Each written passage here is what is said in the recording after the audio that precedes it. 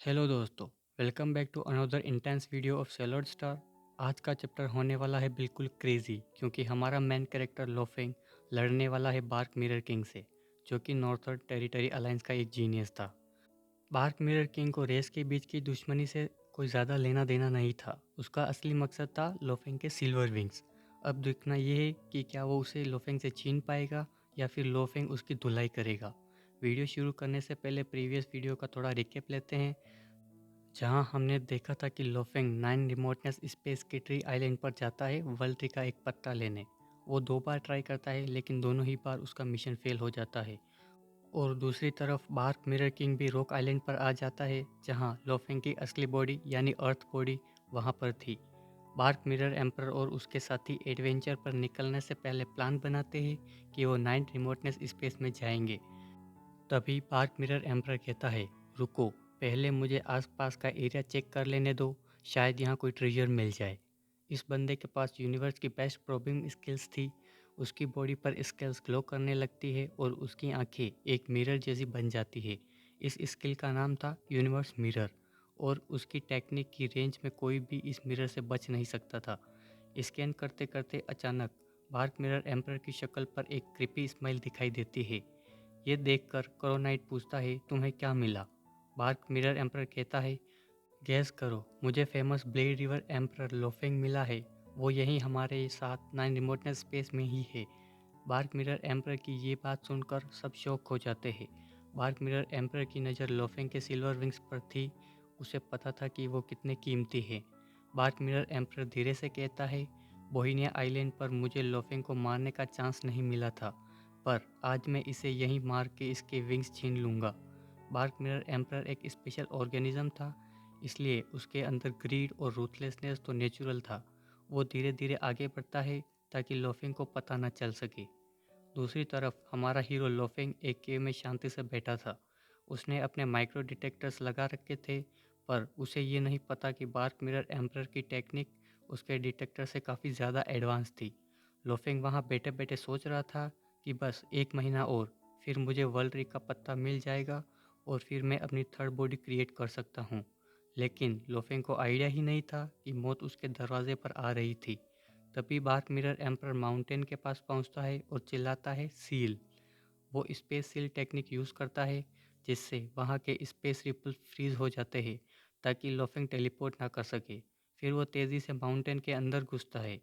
Loafing को तब realise होता है जब केव के अंदर पत्थर हिलने लगते हैं। बिना टाइम वेस्ट किए लोफिंग सो करके केव से बाहर निकलता है। जैसे ही वो बाहर आता है, उसके सामने खड़ा था एक आदमी। लोफेंग उसे पहचान जाता है कि ये बार्क मिरर एम्परर है, क्योंकि Bark Mirror Emperor Northern Territory Alliance का एक जीनियस था। लोफेंग समझ जाता है कि मामला सीरियस है, क्योंकि ये बंदा ट्रैकिंग और हंटिंग में एक्सपर्ट है। लोफेंग अपने सिल्वर रिंग्स को ओपन करता है और भागने की कोशिश करता है। तभी बार्क मिरर एम्परर हंसता है और कहता है, ब्लेड रिवर एम्परर, भाग रहे हो? मेरी बॉडी और स्पीड तुमसे कई ज़्यादा गुना तेज़ है। अब यहाँ दोनों की पावर स्केलिंग में थोड़ा सा डिफरेंस था। वो कैसे? जैसे कि नॉर्मल ह्यूमन एम्परर लिमिट से बार्क मिरर एम्परर की बॉडी 2000 गुना ज़्यादा स्ट्रॉन्ग थी। बेसिकली वो एक यूनिवर्स नाइट के लेवल का बंदा था, जबकि लोफिंग अभी टेक्निकली एक सेक्टर लॉर्ड लेवल पर ही था। लोफिंग देखता है कि बार्क मिरर एम्परर उसके पास आ जाता है।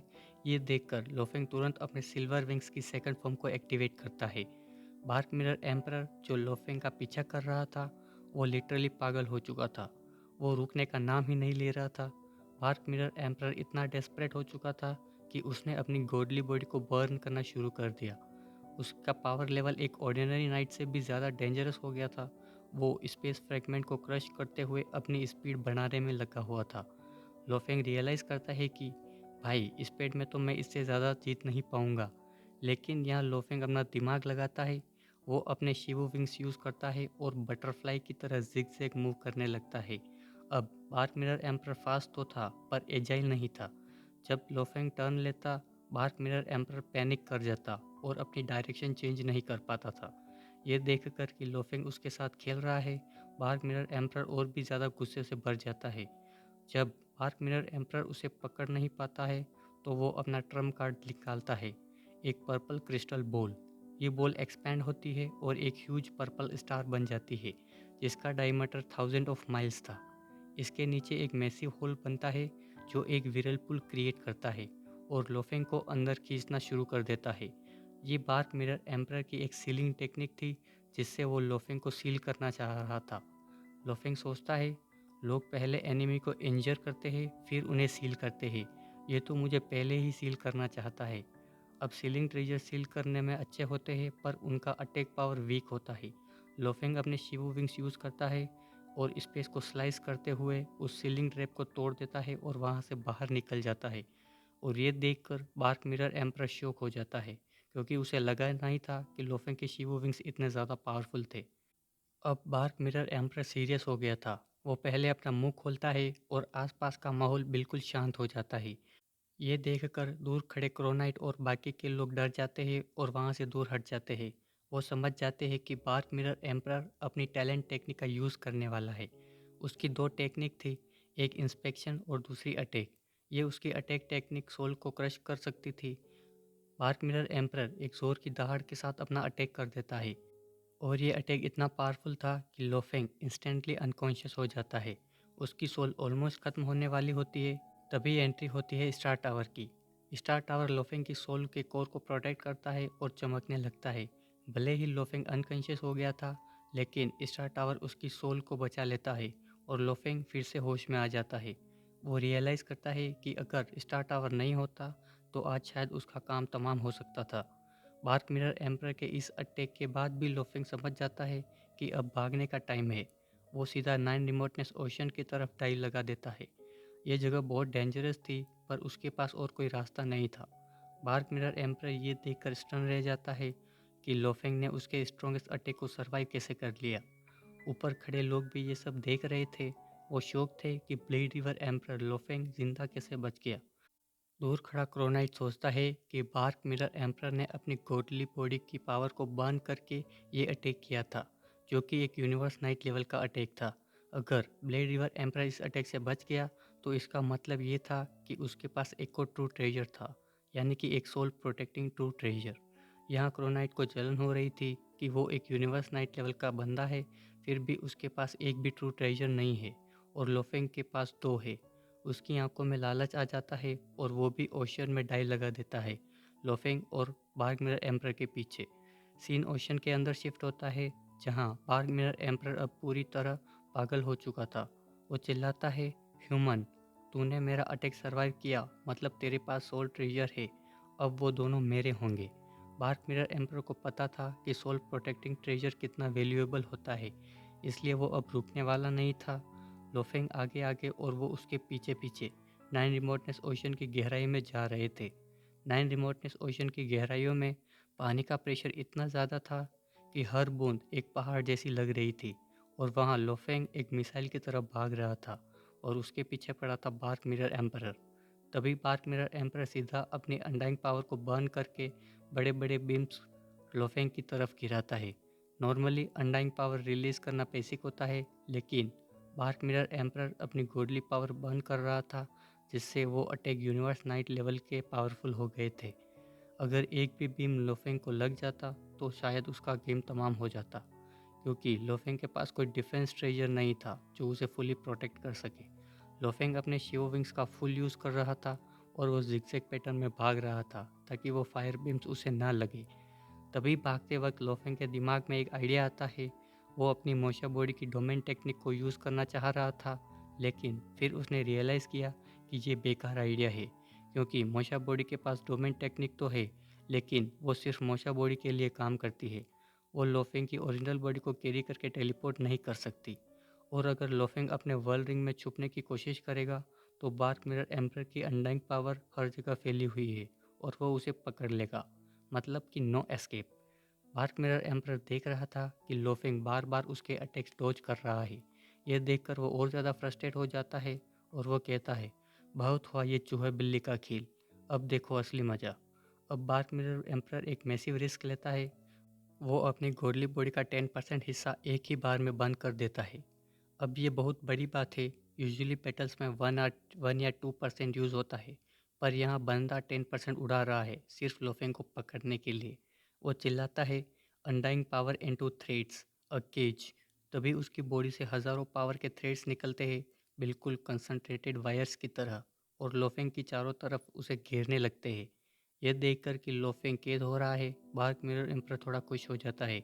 बस जब लग ही रहा था कि लोफेंग का काम तमाम होने वाला है, एक बूम की आवाज़ के साथ अचानक सामने एक मैसिव व्हिरलपूल ओपन होता है। ये कोई आम व्हिरलपूल नहीं था, ये था लेजेंडरी 9 रिमोटनेस व्हिरलपूल। और उस व्हिरलपूल के अंदर से एक टावरिंग रेड फिगर बाहर निकलता है, दो खूनी सिंह और खतरनाक ओरा के साथ। ये एक यूनिवर्स नाइट लेवल का बंदा था। वो monster knight Bark Mirror Emperor को देखता है और घूरता है और गुस्से में कहता है, दूसरी रेस के लोग, 9 रिमोटनेस ओशन में आने की तुम्हारी हिम्मत कैसे हुई? निकल जाओ यहाँ से। बार्क मिरर एम्पर शौक में था कि ये नाइट कहाँ से आ गया। वो रेड नाइट आते ही सीधा बार्क मिरर एम्पर पर झपट पड़ा। बार्क मिरर एम्पर मजबूरी में वो सारे 10% पावर वाले थ्रेड्स को जो उसने लोफेंग को मारने के लिए यूज़ किए थे, उन्हें डाइवर्ट करके खुद को बचाने के लिए यूज़ करता है। दोनों पावर्स टकराती है। बार्क मिरर एम्पर रियलाइज़ करता है कि ये नाइट उससे काफ़ी ज़्यादा स्ट्रोंग है, पर उसकी स्पीड इससे ज़्यादा तेज़ थी। वो डिसाइड करता है कि इस नाइट से लड़ने का कोई फ़ायदा नहीं है। उसका मेन टारगेट अभी भी लोफेंग ही है, क्योंकि उसे अभी भी वो शिवो विंग्स चाहिए थे। और अब उसे तो ये भी पता चल गया था कि लोफेंग के पास एक सोल प्रोटेक्टिंग ट्रू ट्रेजर भी है, तो वो इस मौके को हाथ से नहीं जाने दे सकता था। लेकिन वो उस रेड नाइट से लड़ना भी नहीं चाहता था, क्योंकि वो बहुत ज़्यादा पावरफुल था। बार्क मिरर एम्पर वापस घूमता है और चिल्लाता है, ब्लेड रिवर एम्पर, मैं तुझे मार के रहूँगा। वो वापस से अपनी पावर कंडेंस करने लगता है। अब लोफेंग के पास सोचने का टाइम नहीं था। पीछे मौत थी, साइड में दूसरी मौत, जैसे कि वो दूसरा नाइट, और उसके सामने वो 9 रिमोटनेस व्हिरलपूल था जो किसी भी चीज़ को चीर फाड़ सकता था। तब भी लोफिंग एक क्रेजी डिसीजन लेता है। वो अपने विंग्स फड़फड़ाता है और सीधा व्हिरलपूल के अंदर डाइव मार देता है। जैसे ही वो उस व्हिरलपूल को टच करता है, व्हिरलपूल की करंट उसके अंदर खींच लेती है और एक पल में लोफिंग गायब। बार्क मिरर एम्पर ये देखकर पागल हो जाता है। वो व्हिरलपूल में जाने की हिम्मत नहीं कर सकता, क्योंकि वो जानता है वो कितना डेंजरस है। उसके हाथ से लोफिंग भी गया और वो कीमती ट्रू ट्रेजर भी गए। ऊपर से वो रेड हॉर्न नाइट अभी भी उसके पीछे पड़ा था। बार्क मिरर एम्परर अपनी जान बचाकर वहाँ से टेलीपोर्ट हो जाता है। वो रेड हॉर्न नाइट देखता है कि दुश्मन भाग गया, तो वो भी वापस शांति से उसी व्हिरलपूल के अंदर चला जाता है जहाँ लोफिंग गया था। दूर खड़ा क्रोनाइट ये सब देख रहा था। उसे पता था कि 9 रिमोटनेस व्हिरलपूल ओशन के कोर का रास्ता है। वहाँ ज़रूर कोई पावरफुल ग्रुप रहता होगा। अगर प्लेट रिवर एम्पर इसमें गया है तो मतलब वो ज़रूर ही मर चुका है, और उसके ट्रेजर भी हमेशा के लिए उसके साथ खो गए। और थोड़ी देर बाद वो क्रोनाइट भी वहाँ से निकल जाता है। तो अब सिचुएशन ये थी कि लोफिंग ने अपनी जान बचाने के लिए यूनिवर्स की सबसे डेंजरस जगह उस 9 रिमोटेस्ट व्हिरलपूल्स में जंप लगा दिया था। सबको लग रहा था कि लोफिंग मर गया है। तभी सीन शिफ्ट होता है 9 रिमोटनेस व्हिरलपूल के अंदर, जहाँ का करंट इतना पावरफुल था कि लोफिंग को लगा जैसे वो किसी चक्की के नीचे पीसा जा रहा हो।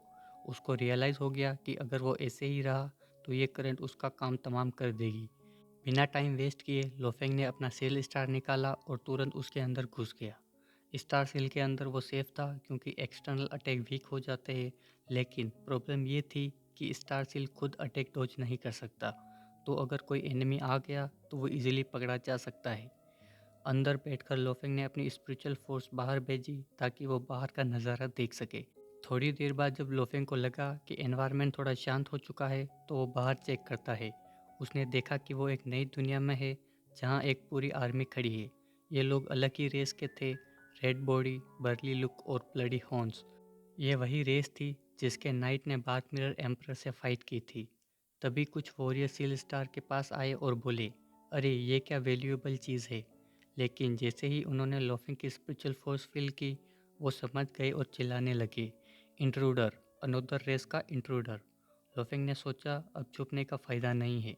वो बाहर निकला अपने सिल्वर विंग्स के साथ। लेकिन बाहर आते ही उसने देखा कि वहाँ 300 अनडाइंग फाइटर खड़े हुए थे, और उनका लीडर तो इतना स्ट्रॉन्ग लग रहा था जैसे कोई इनविंसिबल एम्परर हो। लोफिंग डर जाता है, क्योंकि ह्यूमंस भी एक जगह पे 300 अनडाइंग डिप्लो नहीं कर सकते थे, पर यहाँ एक रैंडम स्क्वाड इतना पावरफुल था।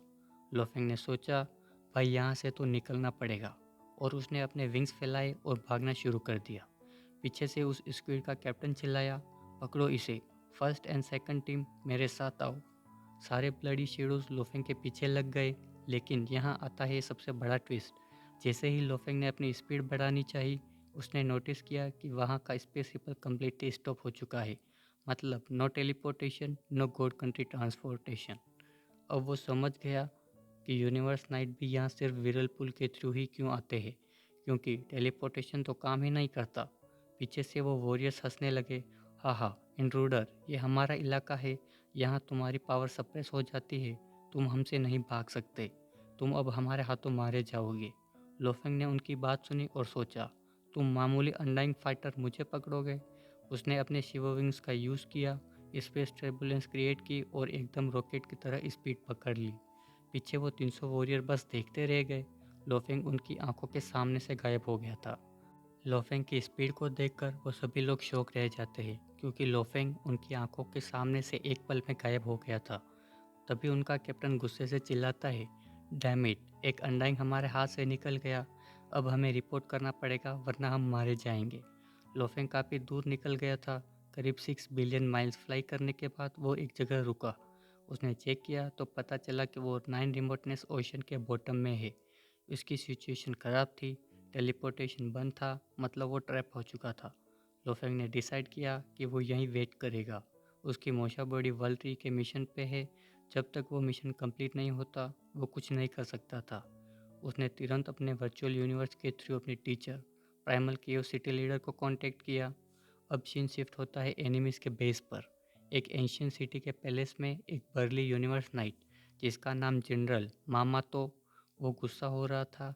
उसके बंदे एक अंडाइन को नहीं पकड़ पाए थे, इसलिए वो खुद निकला उसे ढूंढने के लिए। लेकिन तभी एक आवाज़ आती है, मामातो। वो जनरल वहीं जम गया और तुरंत नीचे झुक गया। पहले से एक नया कैरेक्टर बाहर आया, द प्रिंस। और भाई, ये प्रिंस अलग ही लेवल का था। हैंडसम फेस, रेड इनग्रेविंग्स और उसने ट्रू ट्रेजर आर्मर पहना हुआ था, जो गोल्ड और रेड कलर का था। वो बाकी लोगों से बिल्कुल अलग दिख रहा था। तभी उस प्रिंस ने पूछा, मैंने सुना तुम्हारे लोग एक फॉरेन अनडाइन को नहीं पकड़ पाए। ये सुनकर उस जनरल ने हाँ में सर झुका दिया। वो प्रिंस एक स्माइल देता है और कहता है, इंटरेस्टिंग, मैंने सुना है एंसेस्ट्रल गॉड स्कूल के ईयर्स काफ़ी स्ट्रॉन्ग होते हैं। मैं भी अनडाइंग हूँ, देखते हैं कौन ज़्यादा स्ट्रॉन्ग है, वो या मैं। तभी वो जनरल बोलता है, प्रिंस वो आपके लेवल का नहीं है, आप इनविंसिबल हो।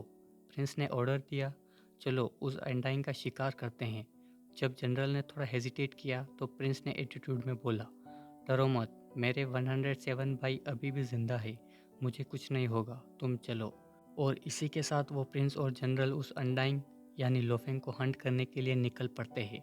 दूसरी तरफ लोफेंग, जो ट्रैप हो चुका था एनिमी की टेरिटरी के अंदर, जहाँ टेलीपोर्टेशन काम नहीं कर रहा था, और अब उसके पीछे से सोल्जर्स नहीं बल्कि एक ट्रू ट्रेजर आर्मर पहने हुए प्रिंस आ रहा था, जिसको फाइट करने की खुजली चल रही थी।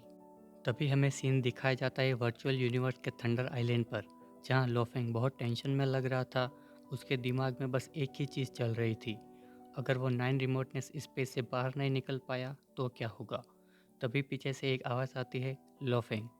लोफेंग मुड़ता है और देखता है कि उसके पीछे उसके टीचर प्राइमल केओ सिटी लीडर खड़े हैं। सिटी लीडर स्माइल करते हैं और पूछते हैं, तुम यहाँ मुझसे मिलने आए हो, पर बाहर क्यों घूम रहे हो? तुमने कहा था तुम वर्ल्ड री के लिव्स लेने जा रहे हो और अपनी थर्ड बॉडी को क्रिएट करने वाले हो, कुछ गड़बड़ हो गई क्या? लोफेंग उन्हें बताता है कि प्लान तो सही चल रहा था, लेकिन प्रॉब्लम तब आई जब बार्क मिरर एम्पर बीच में टपक पड़ा। उसने सिल्वर रिंग्स के लालच में मेरे ऊपर अटैक कर दिया और मुझे ज़बरदस्ती 9 रिमोट विरलपुल के अंदर जाना पड़ गया। ये सुनकर सिटी लीडर पूछते हैं, बार्क मिरर एम्पर तो यूनिवर्स नाइट लेवल का पावर हाउस है, तुम उसके अटैक से बचे कैसे? क्या तुमने अपने ट्रू ट्रेजर्स खो दिए? लोफेंग सिर हिला के बोलता है कि उसके ट्रेजर्स सही सलामत थे और वो बार्क मिरर एम्पर से भी भाग निकला था। यहाँ सीन थोड़ा इंटरेस्टिंग होता है। सिटी लीडर सोचता है, भाई वो यूनिवर्स नाइट लेवल का बंदा है, एक अनडाइंग कैसे बच गया? तब लोफेंग अपना सीक्रेट रिवील करता है कि उसके पास सोल को प्रोटेक्ट करने के लिए एक और ट्रू ट्रेजर है। सिटी लीडर का रिएक्शन देखने लायक था। वो सोचता है, इस लड़के के पास स्पिरिचुअल फोर्स यानी शिवो विंग्स तो थे ही, अब सोल टाइप ट्रू ट्रेजर भी है। वो सीधा उससे पूछता है, लोफेंग तुम्हारे पास टोटल कितने ट्रू ट्रेजर है? लोफेंग थोड़ा एम्बेरस होकर बोलता है, 3, शिवो wings, spiritual force weapon and soul protections वाला ट्रू ट्रेजर, बस 3 ही है। लेकिन यहाँ लोफेंग अपने स्टार टावर का जिक्र नहीं करता है। सिटी लीडर कहता है, बेटा जब मैं सेक्टर लॉर्ड था मेरे पास सिर्फ एक ही ट्रू ट्रेजर था। तुम सच में बहुत लकी हो। लोफेंग मन ही मन डर रहा था कि अगर टीचर ने पूछ लिया कि ये ट्रेजर किसने दिया है तो उसे ज़बरदस्ती झूठ बोलना पड़ेगा। स्टार टावर का सीक्रेट इतना बड़ा है कि अगर यूनिवर्स मास्टर को पता चला तो पूरे यूनिवर्स में हंगामा हो जाएगा।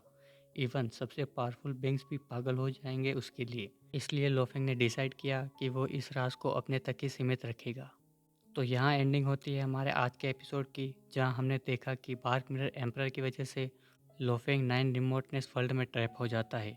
अब देखना ये है कि क्या वो वहाँ से निकल पाएगा या नहीं, क्या या फिर वो प्रिंस उसे पकड़ लेगा। हम कल फिर मिलेंगे एक नए वीडियो के साथ। अगर आपको वीडियो पसंद आया हो तो लाइक कीजिए, सब्सक्राइब कीजिए। Thank you.